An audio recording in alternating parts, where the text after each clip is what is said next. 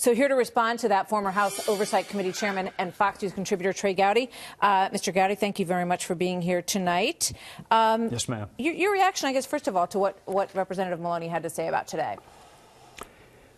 Well, you know, Sean said their focus is on Russia, and then immediately he went to the stripper and the centerfold. So I just heard him say it. Our focus is on Russia, and then the next words out of his mouth were Stormy Daniel and Karen McDougal. So that, and also he wants to wait on a report, and yet 60 of his colleagues have already voted to move forward with impeachment. They ain't waiting on nothing. Collusion. That's what started this entire investigation. That's the seminal question, and it's the one thing Michael Cohen's actually been consistent on. Yeah. In October of 2017, he said there was no evidence of conspiracy between the Trump campaign and Russia, and he said it again today. But Democrats don't want to hear that. They don't want to hear that, so now they want to move to an FEC violation. All right. So a couple of the big items that came out today was this moment with regard to a conversation that Roger Stone had with President Trump on speakerphone in his office. Let's watch. He was a presidential candidate who knew that Roger Stone was talking with Julian Assange about a WikiLeaks drop on Democratic National Committee emails. What did you think of that moment? Well, you know, there are always three aspects to that. There's the hacking of the server, the hacking of John Podesta's email, and then the dissemination of that information, which is why I asked Michael Cohen that question 2 years ago. Do you have any evidence that the president or the campaign was connected with the dissemination? Let's assume, and I'd be careful doing this, but let's assume that Michael Cohen is telling the truth.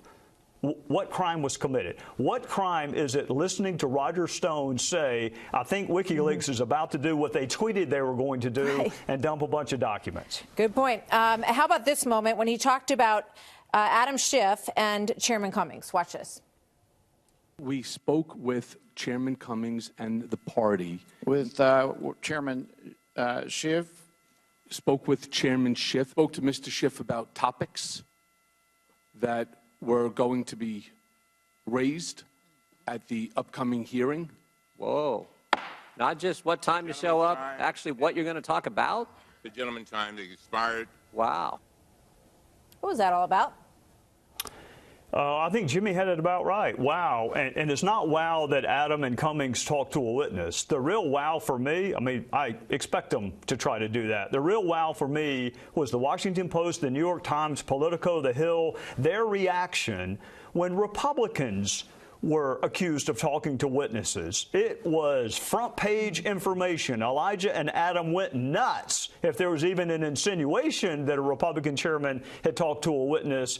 I want you to count how many articles you see tomorrow about Schiff and Cummings prepping Cohen before he comes to Congress. You won't find a one. That's remarkable. You know, one of the other takeaways today was a lot of questions that were raised about this Southern District of New York investigation. And Alan Weisselberg, who was the CFO of the Trump Organization, worked very closely in this circle that Michael Cohen was in. He mentioned him several times. He's a cooperating witness in that investigation.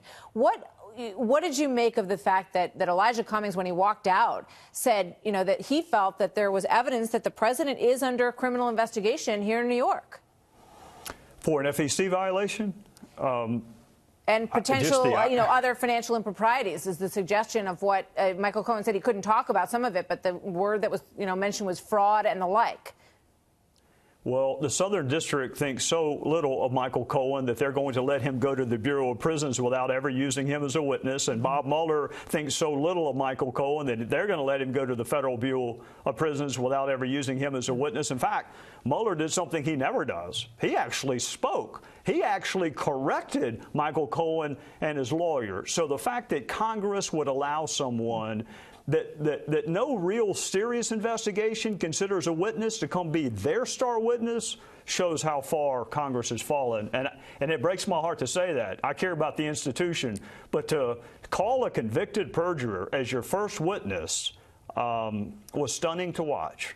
I want to ask you one thing before I let you go. This is a tweet from Congressman Matt Gaetz yesterday, which he has since taken down. It says, "Hey, Michael Cohen, do your wife and father-in-law know about your girlfriends? Maybe tonight would be a good time for a chat.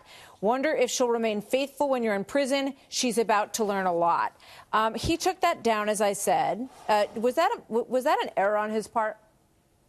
It was more than an error. It's indefensible. It's not persuasive. You know, the president has a lot of really provocative allies, like Matt. He could stand to have a few more persuasive allies, people like John Ratcliffe, Elise Stefanik, people who can actually make the case. But threatening a witness, and I'm going to leave the criminality to others, but threatening a witness like that in a tweet, you're not helping the person you're trying to help. You actually look guilty as hell when you do things like that. So I'm glad he took it down, but he never should have put it up. All right, we're going to speak with him tomorrow night and ask him some questions about that as well. Thank you very much. Good. Trey Gowdy, always good to see you, ma'am. sir. Thank you. You bet.